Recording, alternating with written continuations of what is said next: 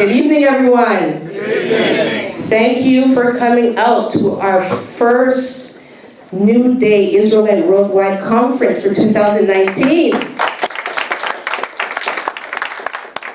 Thank you. Do we have anyone here from out of town, meeting outside Toronto? And where are you from, Miss? Pennsylvania. Oh, lovely. Thank you for making the drive-in. Will you be here for all 4 or 5 days we're here? I won't be here Sunday. Sunday, okay. Well, thank you for coming. My name is Claudia James, and I'm going to be your MC this evening. So let me know if I'm doing a bad job. Okay? The whole reason for this oops. Sorry, can you hear me? Yes. The whole reason for this conference is that we want to establish a world stage, whether you are an Israelite, a Hebrew Israelite, wherever the case may be, for our people in this world. And by doing that, we want to create a governing body so we can get our needs, our wants, our purposes out there without going to someone else. We are strong, able people, and we are more powerful than we actually know. We want to help advocate our youth, especially in the school systems, to let them know their culture, to let them know that we do not participate in pagan customs, and to let them know, more importantly, who they are, and to reestablish their culture, and to have that protected, just like other nationalities do in the school systems. And this will help deprive our children from going into the jail systems. This will help our community grow, whether we are here in Canada, we are in the States, whether we're in UK, all over the globe. We need to let our children know.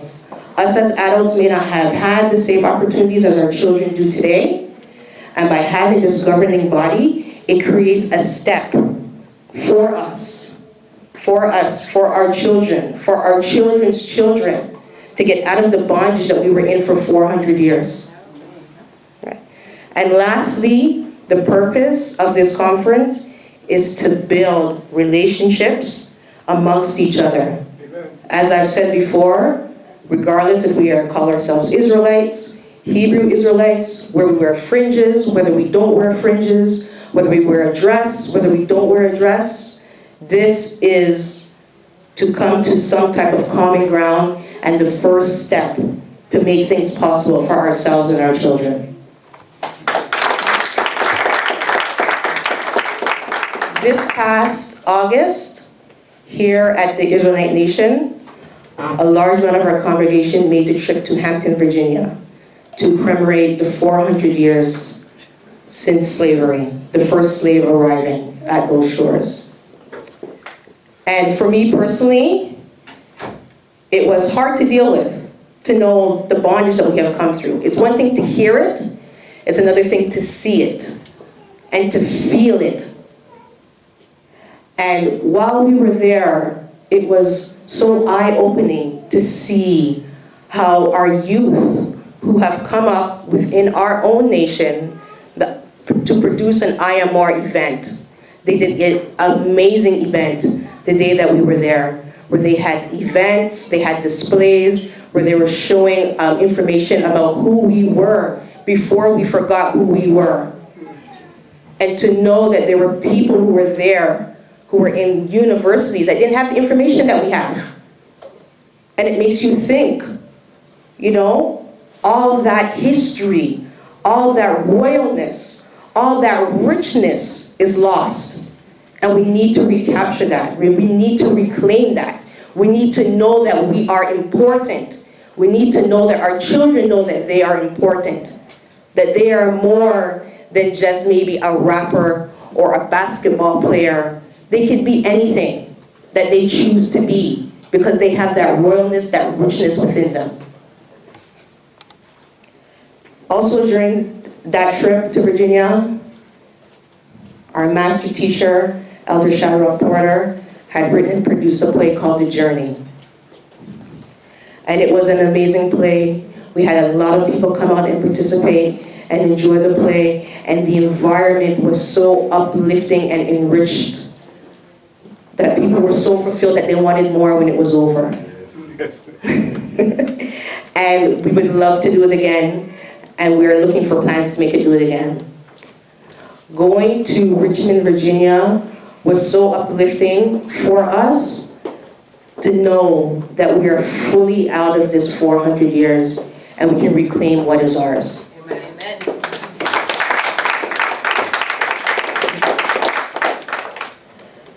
So who greater than to give you more information as to what we will be doing, how our Israelite nation works, the history of us, than one of Elder Shadrock's first students, Elder Michael Hinds. He'll be giving you a full breakdown as to how we started, where we were, where we're coming from, and where we are today, and where we want to go. Building this nation, building this community, building with other locations, regardless of where you stand, to build an umbrella together so we can make things better for us and our children. So with no further ado, I would like to introduce to you Elder Michael Hinds. Welcome, everybody, both guests and brethren. It's good to see you here today, and it's good to have you on this very momentous and special occasion, because this is where we let our light shine. But before we do that, let us reflect a little bit. I think it is important that we know where we came from in order to have a full understanding of where we're about to go. Today we begin another chapter in the new way of thinking that began about the year 1983 with my elder, Elder Shadrock Porter, our founder, master teacher, and spiritual leader. But this step back would allow us to get a full understanding, the depth. And I know that it may not be as detailed as you would like, but it should still give you a good sample of how we got to be. How did we attain this high level of understanding and leadership? What we share here today, as I said, is a vision of our elder, his hard work, and his leadership, and it has allowed us to maintain our dignity and self-respect as Israelites. Therefore, we have a strong influence in the manner in which the Holy Bible is read today, especially among the children of slavery. And notice that I'm saying in the way the Bible is read and not in the way it is taught, because we know as Israelites that only a qualified Israelite teacher is supposed to teach from the Bible. However, our elder was the most qualified back in the day. I say that because he came as an Israelite, as a servant of the God of Israel. And he produced for us that type of understanding that was incredible. No one at that time was using his understanding.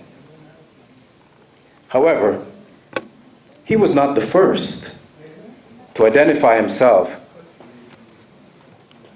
as a descendant of Israel. There were others that knew that we were Israelites, but he was the first that stated that he was a servant of the God of Israel. That makes a difference even today.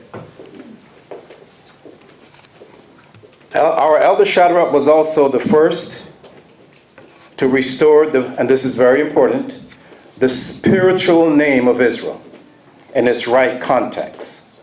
Israel and Israelite. It makes a big difference.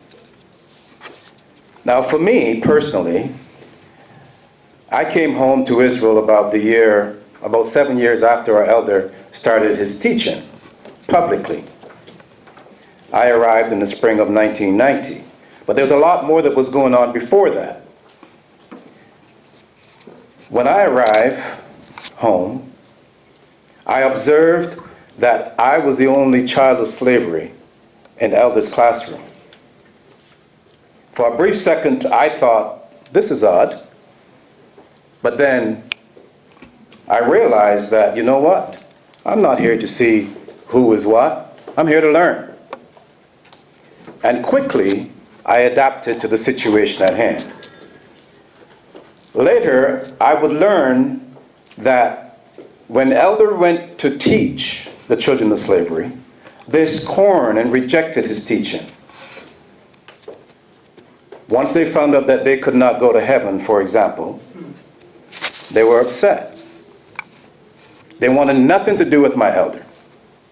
Some of them even spat on him when he told them that Christmas was a lie and that Jesus was a man just like him in appearance, and never heard of that Christmas stuff that they were talking about.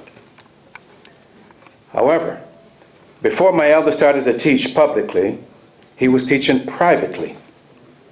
And he introduced my Italian brother, Officer Castrilli, to the Most High God, to the teaching of the Most High God of Israel. And unlike the stiff-necked people that look like me, Elder Castrilli embraced the teaching of my elder to become his first student. And he also introduced his relatives. And that is why when I came to the class and I saw that I was the only one that looked like me, I was like, this is strange. But then I understood why. How could I tell my black people that scorned my elders' teaching at the beginning? How could I tell them that there is no such thing as a black race or a white race? There was no such thing until the 16th century.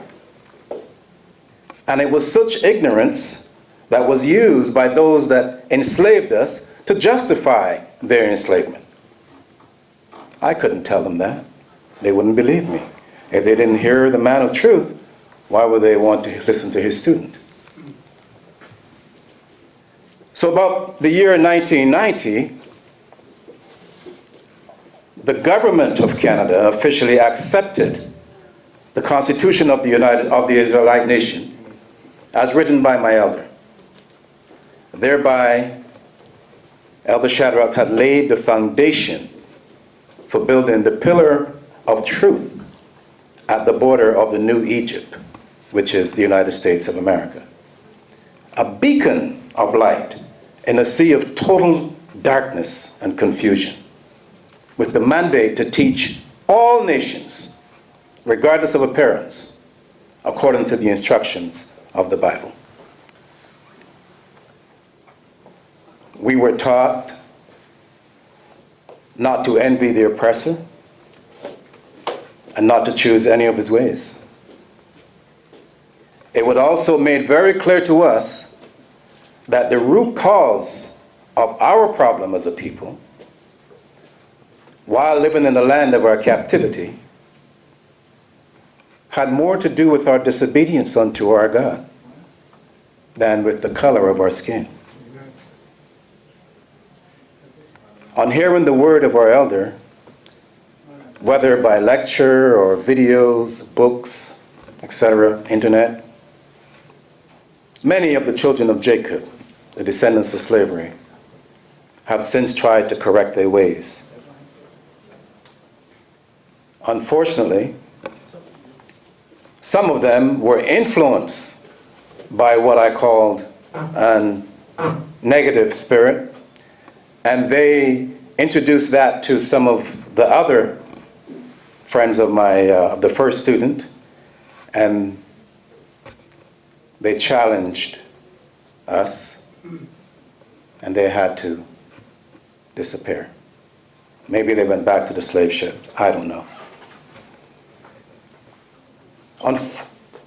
That having been said, today though, the Israelite nation is the strongest nation that ever was established on this earth.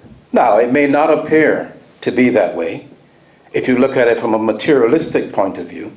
But when you assess it from a spiritual perspective, therein lies our strength. But who understands that? And this is why we are here today, to create within this world an appreciation for that strength, so that they too could come and be with us and be one with us and learn and grow and become prosperous. One of the things that I've always found very interesting is that there has never been an Elder Shadrock Porter Ministries. I know to most people that may not seem significant, but to me it's a big deal. The other point is that our elder has never ever received a salary for his effort in this nation. And that too may seem insignificant for some. But most people who name the ministries after themselves, they also collect the money, either directly or indirectly. I say this to show that we are distinguished by truth, integrity, high level of integrity, honesty, humility. These are the foundation, or they form the foundation on which we stand as an organization, as a nation, as a people. And nothing like this, and I challenge you to investigate it for yourself. Nothing like what we have achieved has been in existence since the days of the prophets and the apostles. And this is our confidence. This is our sense of strength. Because we have what to offer where other people cannot obtain the same elsewhere. And despite all of the challenges that my elder faced and this nation faced in conjunction with him, we prevailed. As it was said earlier, now that the 400 years of bondage have been lifted from off our necks, watch and see what we're going to do. Because a lot of people at the beginning, 40 years ago almost, did not believe, did not understand, could not fathom that we would be free one day, that we would rise to a position of leadership. And leadership is not necessarily having the biggest bank account. Yeah, that may be part of it. Leadership is personal integrity. Leadership is not following, especially those that oppress us. It makes no sense to follow in the footsteps of our demise. So what have we achieved? Because it is easy for me to tell you that we are the most powerful and that we are the strongest nation. Where is the evidence? Let's take a look. Thanks to the teaching of our elder and the support from this nation, we were able to restore the name of God as it was given to Moses back in the day. That is big. Because my name is Michael Hinds. If you call me John Hinds, you're not going to get a response from me. How much more the Creator of heaven and earth? We have restored the covenant of circumcision, something that had lagged during slavery, because that cultural aspect of it and highly spiritual component was not understood. And frankly, why would it? Why would a slave owner care about stuff like that? We have also rebuilt the holy altar, the only, in the name of the God of Israel, the only one of its kind on earth. Again, I don't like to boast, but it is what it is. If there is no other, there is no other. We have reestablished the holy oath and pledge of sanctification, which separates this nation from all others on the face of this planet. To be sanctified is to be separate and made holy. And that applies only to the Israelite nation. We have restored the rod of sanctification. That is something that you would have to learn about at a later time. We have reopened the gates of baptism. This is our right and our privilege. As it is written, we have that privilege and that honor to teach and to baptize. And it's only given to us and nobody else. We have rebuilt the royal priesthood. It is there.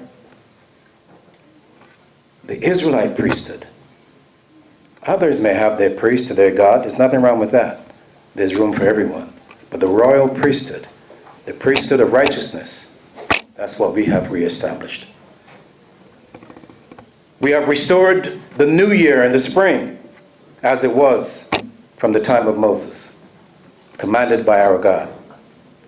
Nobody else knew that. Others have their new year in the fall. So be it. They don't serve the same God we serve. We have no right to criticize them.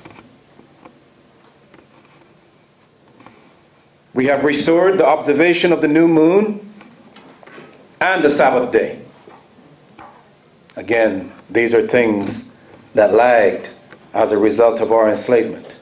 But here we are now with the strength, the confidence, and the ability to do what our Father said that we should do. We have restored the other holy days, which I will not name now, but in the future we'll explain. We have restored our Israelite Constitution and the Supreme Council to go with it. Again, we have to have not only the governing body, but also the precepts of government. And these must align with the word of our Father, as written in the scriptures. This we have done. We have replaced our distinguished Israelite banner using the symbols of our tabernacle. You see it right here.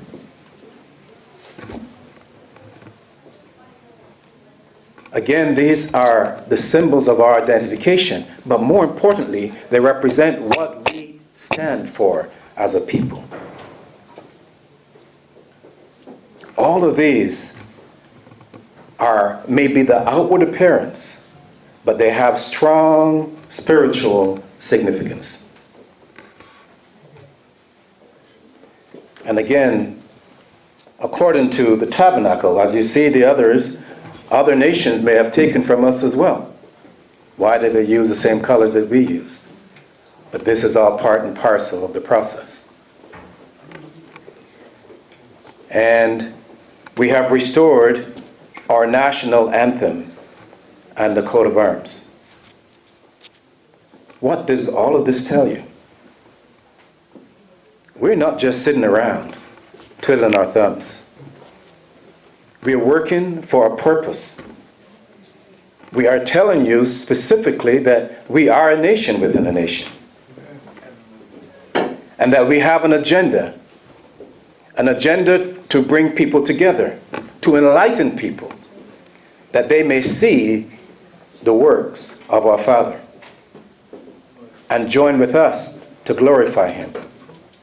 Because none of this could have been done without His help. And all of what we've done, we could prove, is written in the book, so that we know exactly where we're headed. And trust me, it's not just there, it's straight to the top.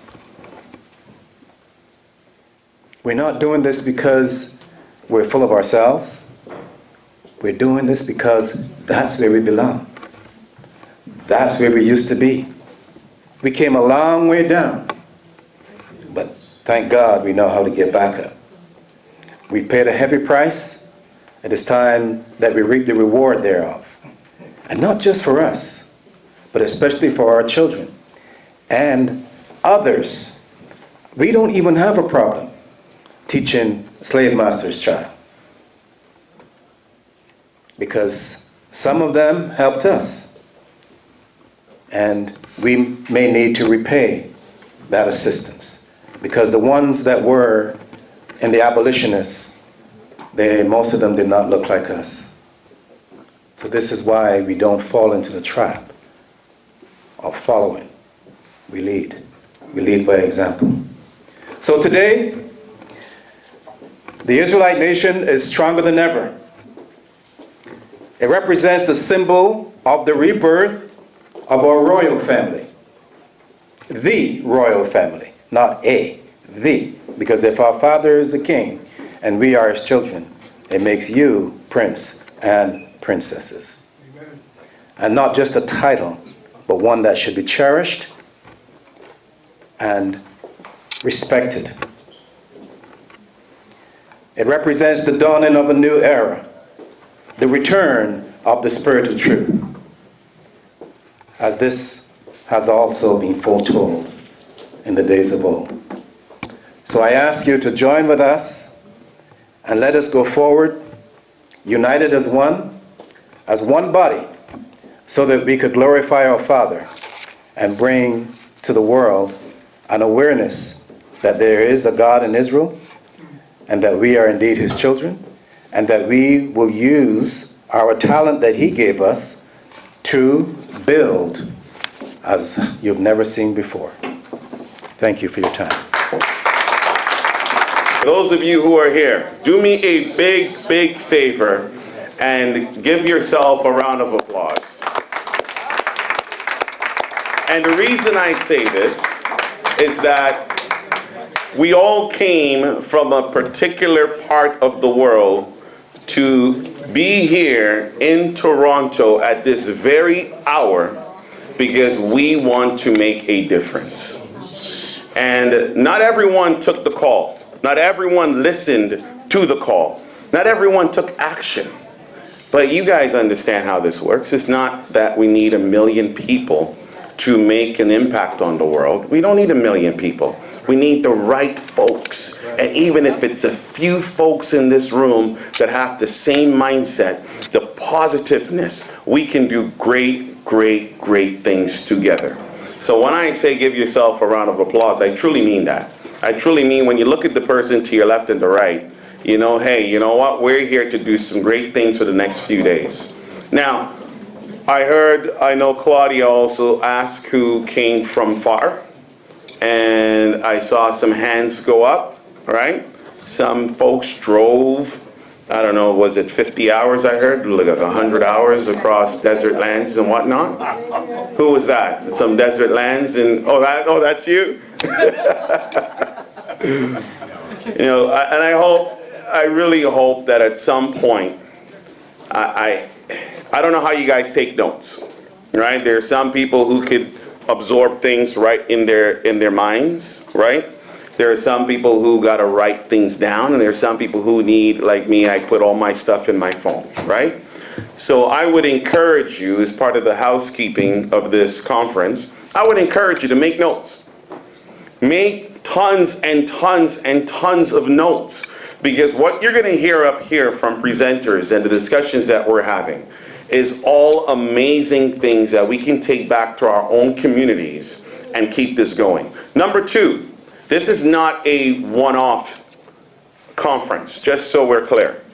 So start saving your money, because you'll be back here next year. And we'll do it year over year over year until it gets so big that we all got to pool our money together and build like a complex.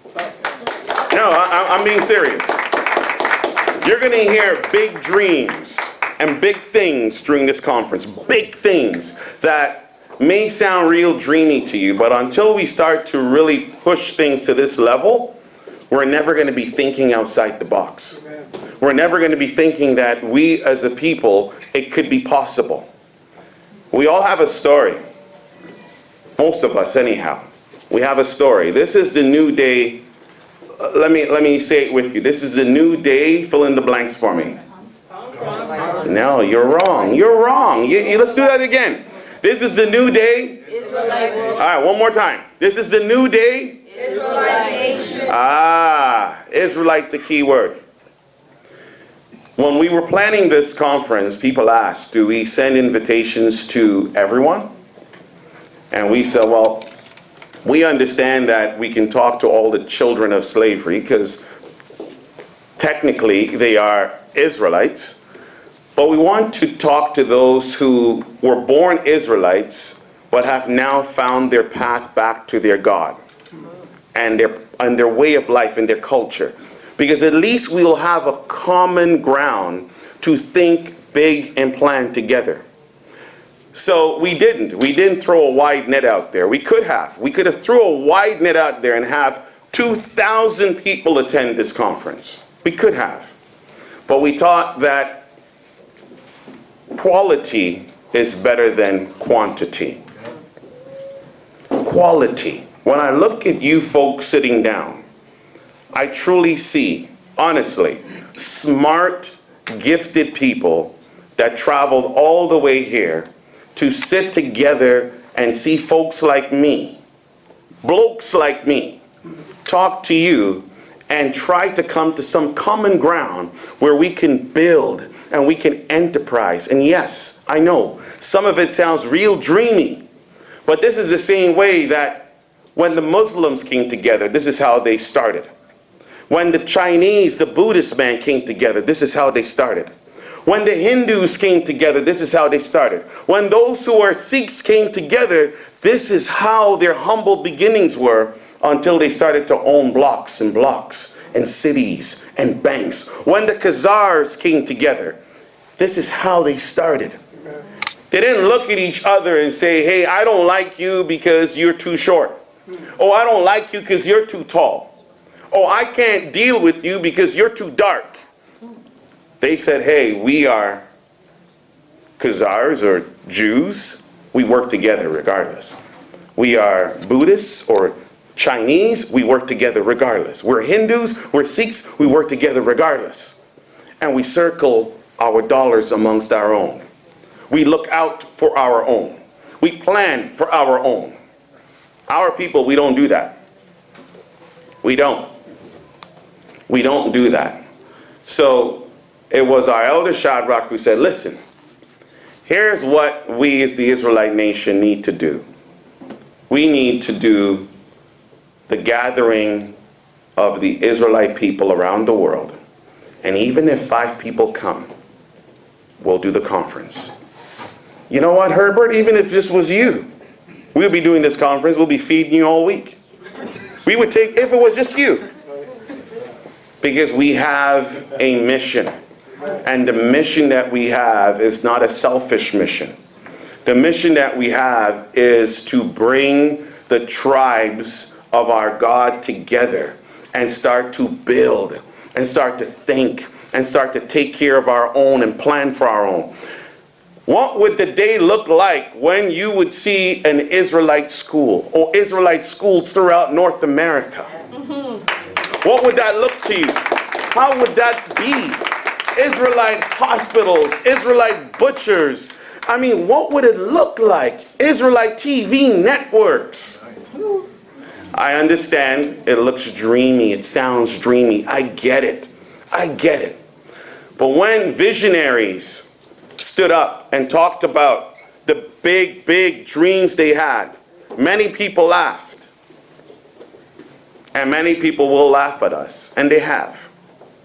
But you and I, in this room, the few,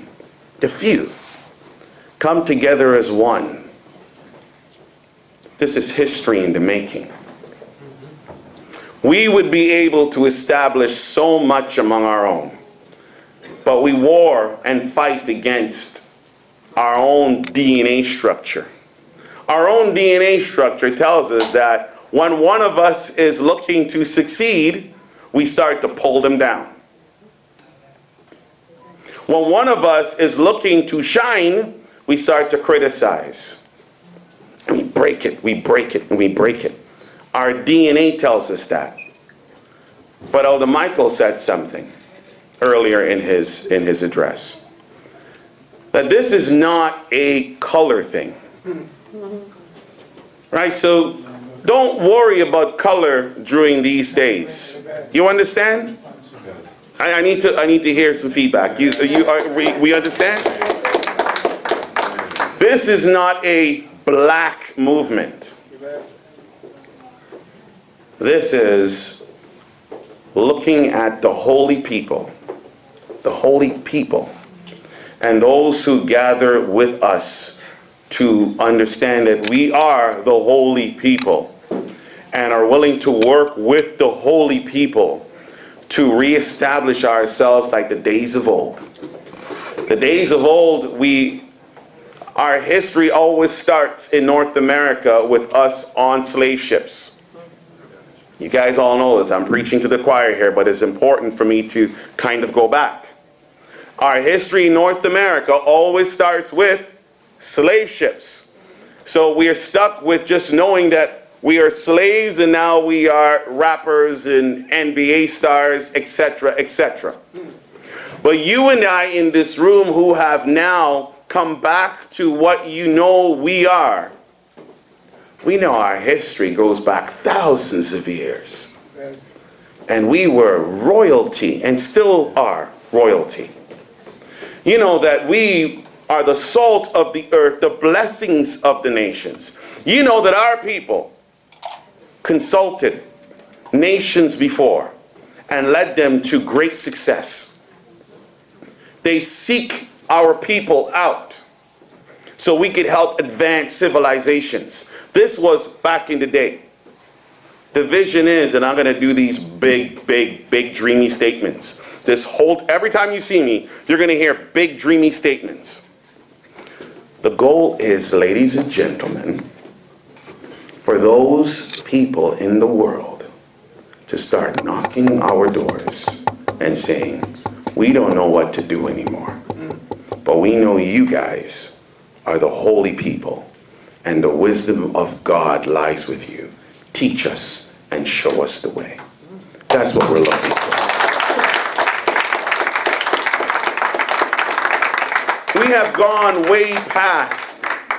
Elder Michael gave you the history, Claudia did also. We've gone way past it. Way past debating who knows more than who.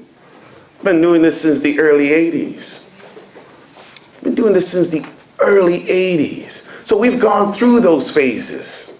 We've been there, done that. Been there, done that. We're off to something brand new. Brand new. This is the end of an era and the beginning of a new one. We are always going to be talking unity among our people. Like Claudia says, regardless of the differences that we may have. If you are willing to put aside differences like the other nations do, because we're not all going to agree on doctrine. Let's put that clearly and say that clearly right now. We're not all going to agree on doctrine. We check that box. Okay? But we could agree that our people should not be the tail anymore. We could agree on that. Yes? So there are common things we could agree on. The days of the yokes of iron and the shackles around our neck, both physically and spiritually, you and I agree that should be over. Amen.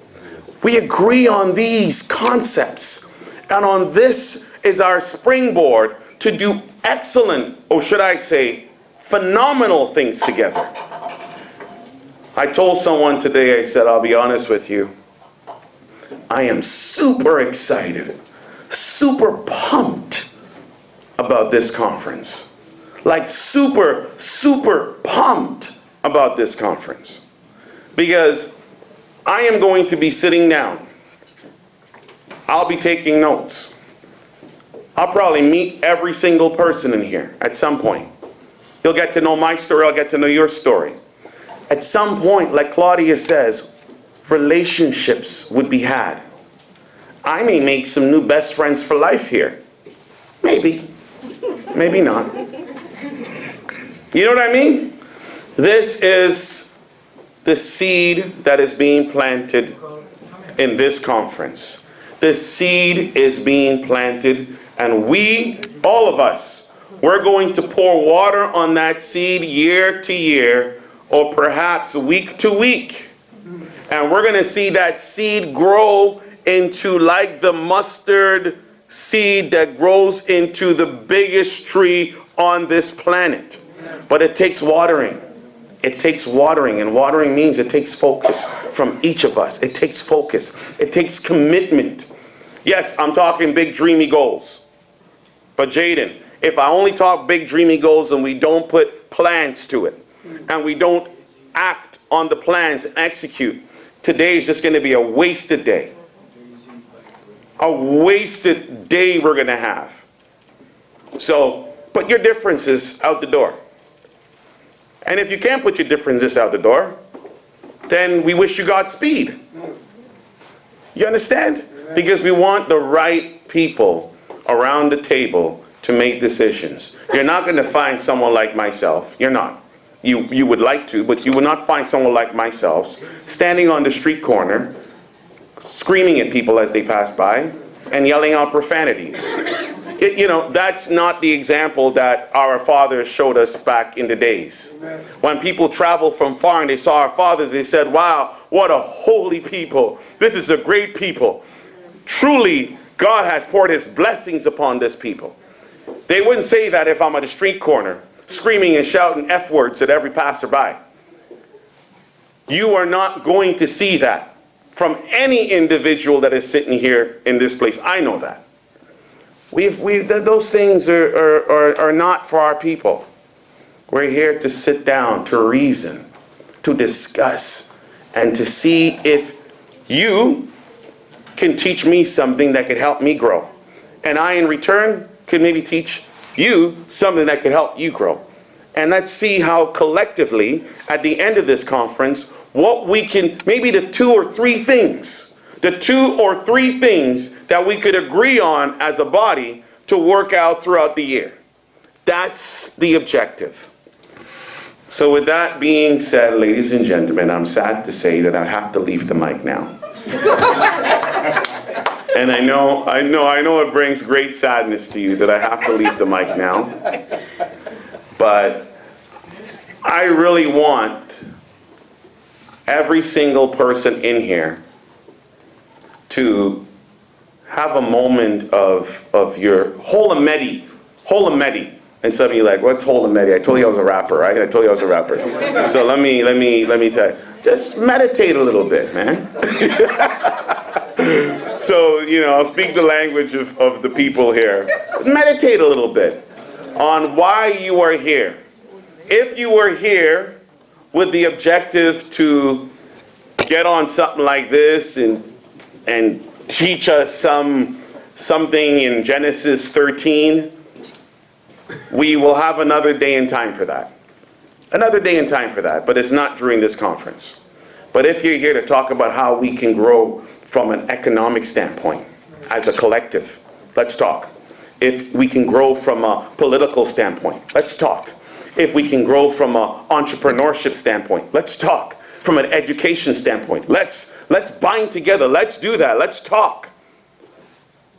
I am all ears, and I believe that everyone here, again, I appreciate those of you who have spent your dollars on plane tickets or gas money, and you've traveled here in your best looking outfits. We do appreciate you, and on behalf of the Israelite Nation Council, I welcome every one of you to this New Day Israelite Conference. Give yourself a big round of applause again. And at this time, ladies and gentlemen, I would like to call up the one who had the vision to do all of this. Ladies and gentlemen, please welcome Elder Shadrock. I'm not going to be as long as that person.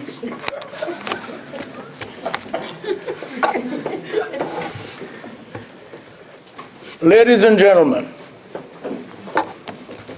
my dear brethren and friends, greetings in his most holy name, the name he gave us to call him by, the God of Abraham, the God of Isaac, and the God of Jacob. Some of you are from next door. Some of you are from faraway places. Some of you cannot be seen, therefore you cannot be counted. But nevertheless, we are all here with the beating of our hearts and the crying out of our souls for a better future for all of us. Welcome, my friends. As I stand here before you today on this remarkable and memorable occasion, looking carefully at the important things that was sacrificed for, like our physical presence, to make today's event at this conference very possible. Whereas not so long ago we would have been slave to another, carrying out as every order, as every abnormal practices, as every wish. But hopefully, in the next few days, we will all be willing to carry out the wishes of our Heavenly Father through our togetherness and the planning of our tomorrow.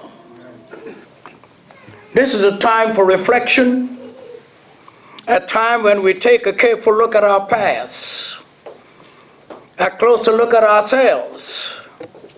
This is a time for recollection, a time when we should be prepared on how we can do it, how we can use this time positively in our growth for this people.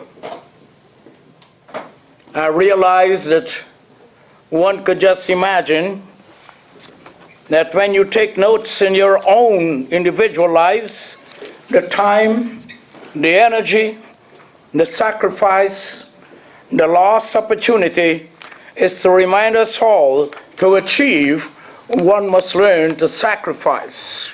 We must get in the habit of sacrificing the things that are less important to accomplish the things that are most important, things that are worthy and beneficial to and serve as the ingredients to our existence of our very lives. This is done in order to allow life to be lived in full by putting as much as you could into it in order to get as much as you could out of it. What are we prepared to put into this conference, this gathering of God's chosen people? What are we prepared to achieve and to work towards? We have stumbled along the way, but we never crumbled. The bell never tolled, and we did not succumb. We are still here at the end of another 400 years. Some of us did not succumb because we did not kneel when it was time for us to stand. Neither did we stand when there was need for us to kneel. We did not cry when there was need for us to laugh. Neither did we laugh when there was need for us to cry. We of the Israelite Nation Worldwide Ministry did not beg when there was a need for us to give. The bell never tolled because by a mighty hand we survived. It could have been worse, but by faith and the power of the mighty hand and the Spirit of truth, even the Comforter, we made it through. Today you and I are witnesses to the plain truth of survival. We are witnessing a journey that had started some time ago along sometimes rough road, sometimes with stumbling stones, sometimes the feet that were supposed to walk in the straight line of life slipped. And we barely made it back up to stand tall for a moment and spend a day like today. These are definitely things that are important in our lives and our future. Some we could see within our own spiritual dominion. Some is made known to us through some unusual circumstances. And some, my dear friends, appears to be very natural. Whatever is the means, once you were made aware, it is always up to us to take the opportunity and proceed into that God-given field that was laid out for us by that unseen hand. We have grown not to really see ourselves for who we really are. We were too busy admiring and copying others and their culture that blinded us from our seeing ourselves. We have seen so many types of imitators about us, for which we got no credit. We have seen it all and recognize it, but still remain in the shadows of the pregnancy of our burnt out lives. Most of us have given so accustomed to the spirit of division that it becomes a natural way of life to so many.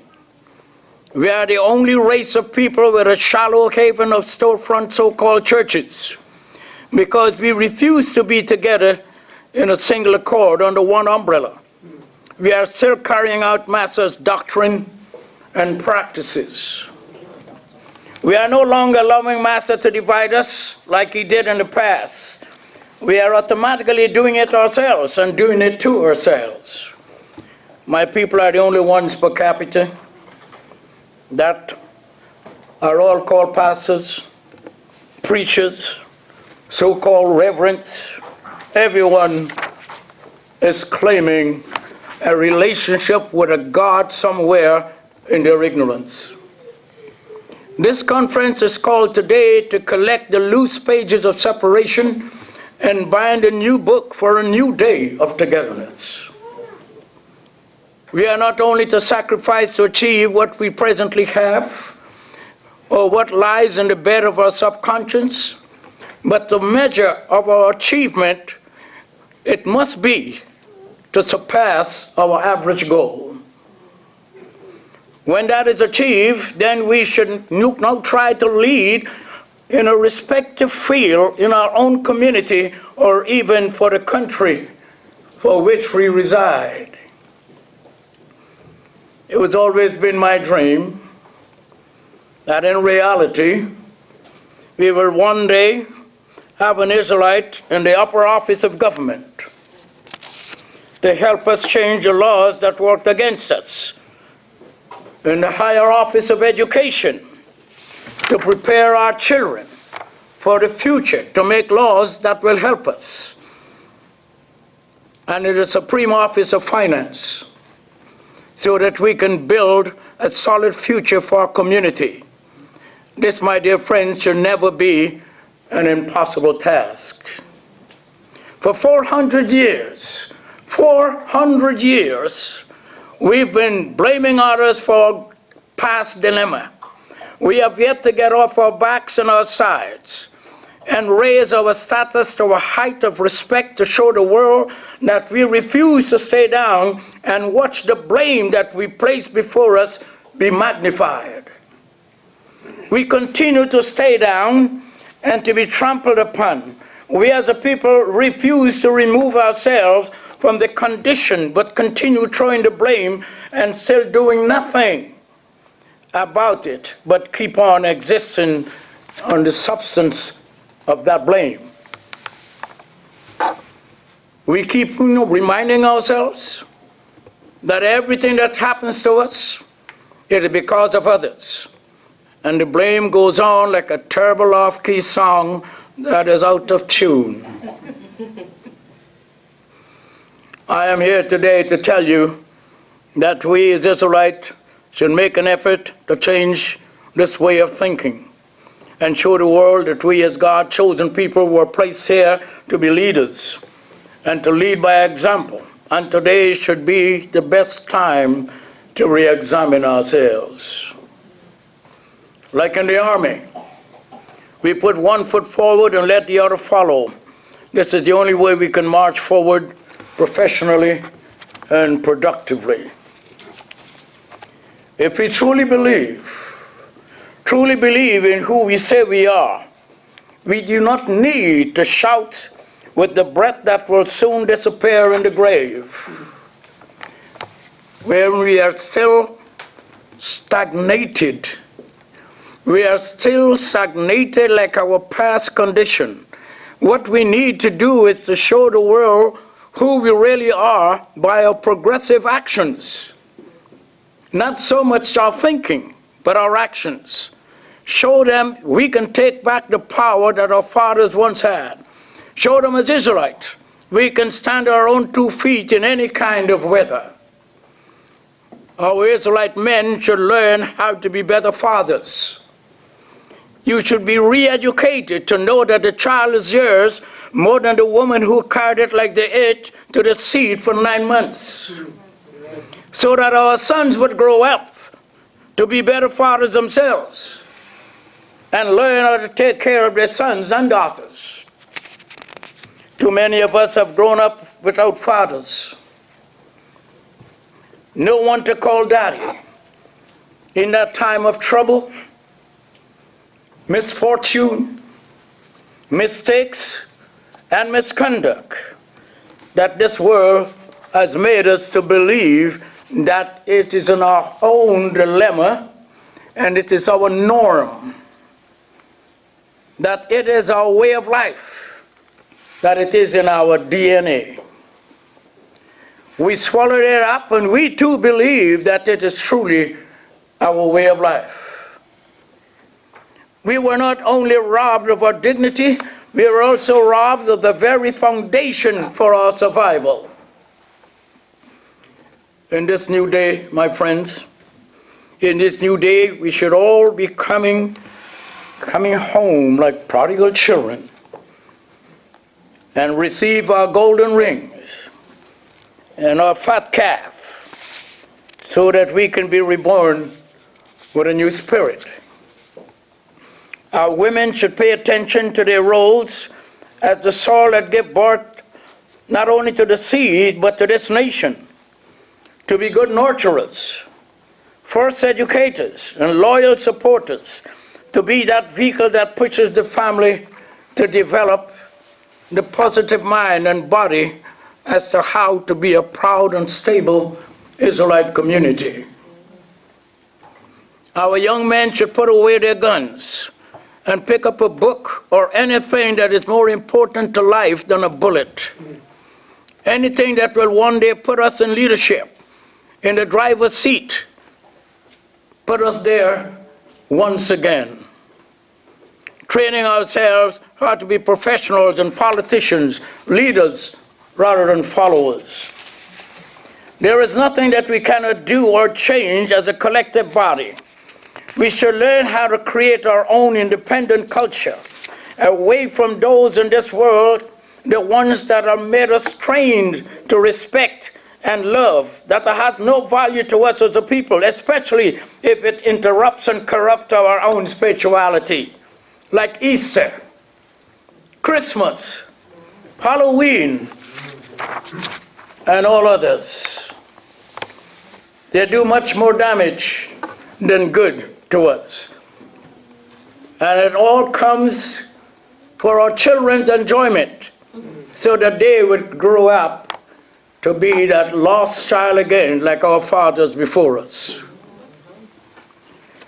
For this reason, the Israelite Nation Worldwide Ministry is not a typical so-called church. We are recognized in our community with an official and recognized constitution that is in the hand of the competent authority in Ottawa since 1990. We have our own designed and recognized flag, as any nation is supposed to be. We have our own anthem and a coat of arms, our own pledge and creed. The Israelite nation is set up and organized as a transparent body of government, unlike any other religious institutions. We have a council and functions as a local and legal functioning governing body. When all that is said and done, it still does not mean that the spirit that we have encouraged within us will gravitate.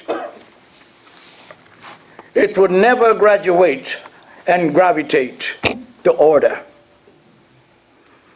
neither discipline. Some may be in a habit of not caring where life takes them. Even it is like a runaway train on a broken track without any proper direction. Some takes life and living for granted with no life's destination and no destiny, and ending their borrowed time without a dream without a purpose and anything of value in this life. Some are very dependent all of their lives on others who have sacrificed. And some, my dear friends and brethren, are proudly known as true Israelites. I sincerely hope and pray that the day has come for the ascension of our people from the street corners to the boardroom, from the dung heap to the mountaintop, but most importantly, from the philosophy of Master's doctrine to the embracing of our own. We have descended from a very rich and religious culture. For those that brought us into slavery, it is time for us to ascend back to being the children of our Father again. To be the children of our fathers and our forefathers, Abraham, Isaac, and Jacob. Society of today have taken the shackles off our hands and our feet, the yoke of iron from our necks, and we have placed them all in our hearts and our minds. Let this be the day when we take those shackles from our minds and replace them with the freedom of independence of self. It is time for us to turn the pages that have blotted out all the things and that were meaningful to us in our own individual lives, to assist those in turning their page as a community of Israelites. In building our own community, we must learn to speak with one voice. The time for the crabs and the barrel mentality should not only be put on hold, but must be eliminated completely from our thoughts and our actions towards one another. The time of criticizing should be replaced with all of our time and energy spent in rebuilding our Israelite community brick by brick for the future, for those that will come after us. We must stand firm and show the togetherness for the young Israelites that will come after us, that they may enjoy the legacy that we leave for them to follow. And those that are not of our people will notice our values and learn to respect us again as it was before. It was before when we were rulers of this planet and even want to follow us again. The plan is to get the entire world to recognize and serve our Father in order to increase our blessings, spiritual and otherwise. Others have tried and succeeded in having us serving their God. In order for them to achieve their blessings, it is time that we do the same for our God. We should never forget our past, but never build on the memory on this bridge. We should learn the new route, how to cross over that bridge where so many of the houses of our minds and attitudes are built upon.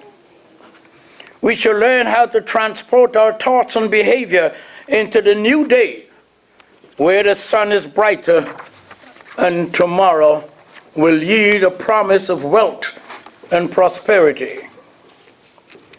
We should no longer find ourselves shouting and screaming at the street corners, but be in the boardroom planning how to make our people great again. 400 years, the world was looking down at us. My dear friends, this is a new day. It is time for the world to start looking up at us. We need one day that we all can celebrate, no longer as the children of slavery, but as the children of the promise. We should all learn how to stand up for the month of August, our Thanksgiving month, and our Freedom Month. A month that we should use as a springboard for our future. A month, by the power of our faith, help us to propel us out of the muddy waters of yesteryears into a tremendous leap towards every August. We should look back and see what we have accomplished since the last August.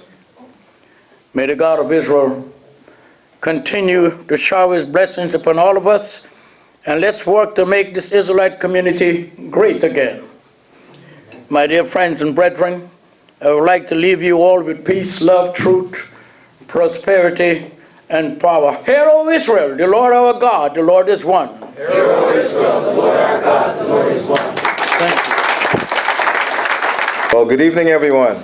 Good evening. Can we please have another round of applause for the master teacher, Elder Shadrock?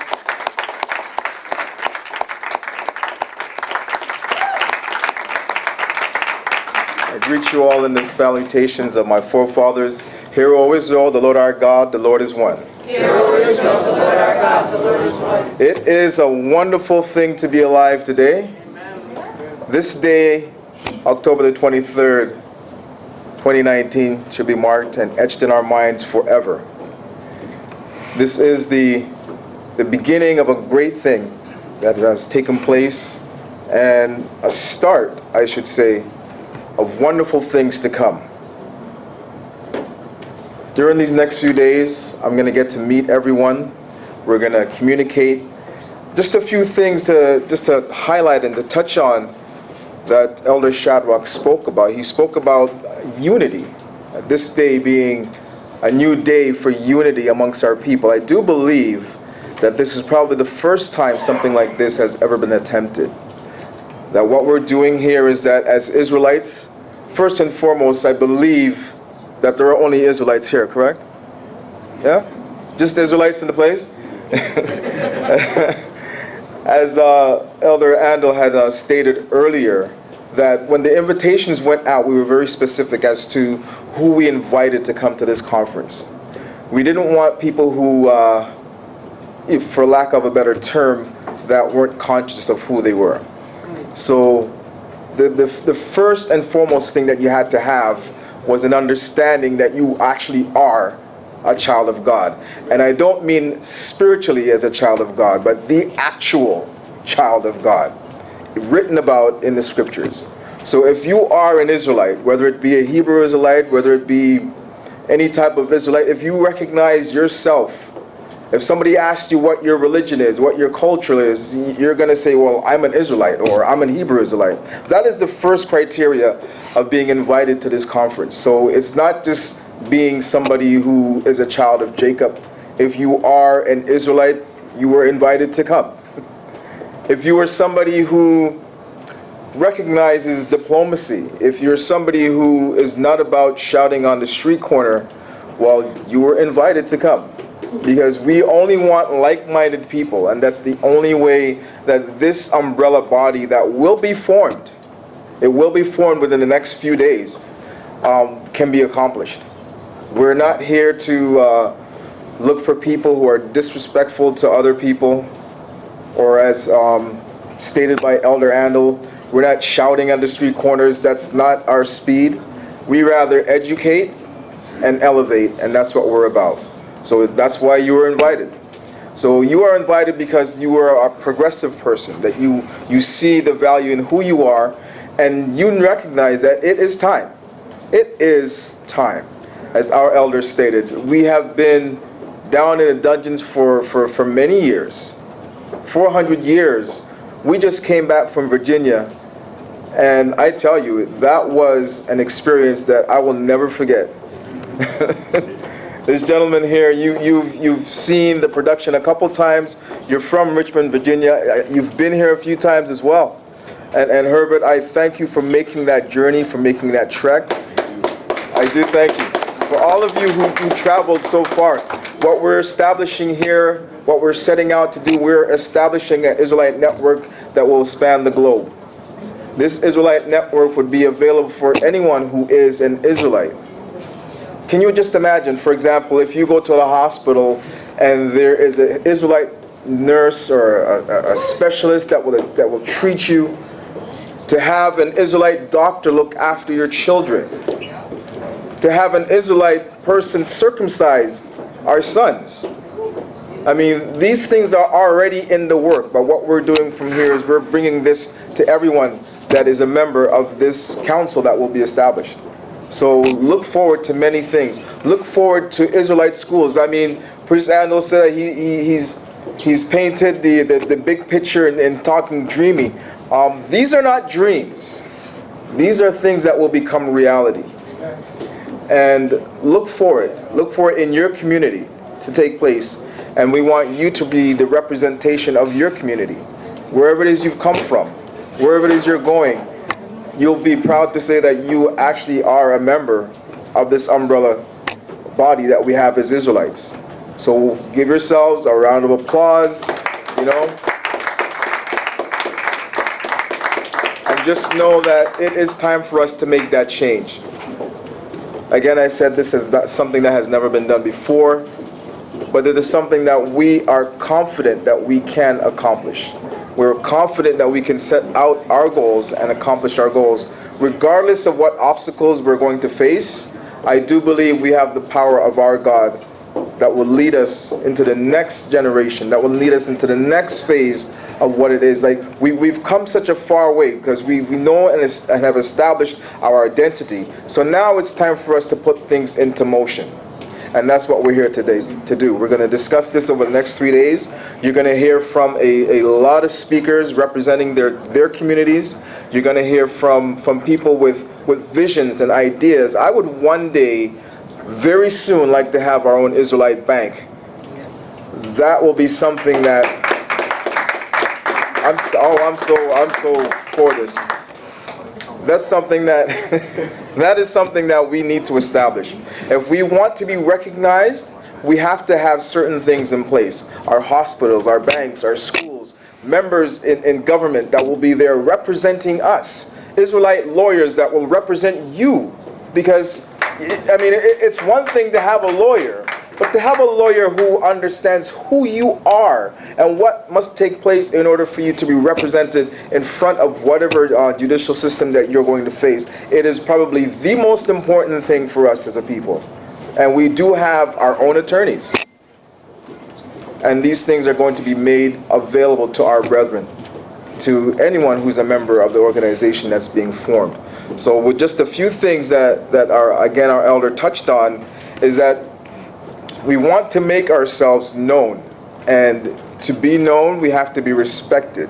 It was never our norm to be slaves. It was never the norm to be somebody who's in jail. Our norm is royalty. We're to be recognized as royalty. And the only way that we can do that is through accomplishments, is through people respecting who we are. But when they see the true person of who you are and what you are meant to be, you get respect. Our children get respect. Our women get respect. As a nation, we will be respected once we set out to do and accomplish what it is that we've come here to do. So put your thinking caps on for the next 3 days, the next few days that we're going to be here, and get ready to think outside of the box. And no idea is going to be an insignificant idea. No suggestion, no question that you might have would be a question that's not worth asking. So let's put this thing together. Let's be as one people, one body, regardless of what our beliefs are. We are Israelites, regardless of what anyone else can say. And no one can ever take that away from us. Not ever again. Amen. Never again.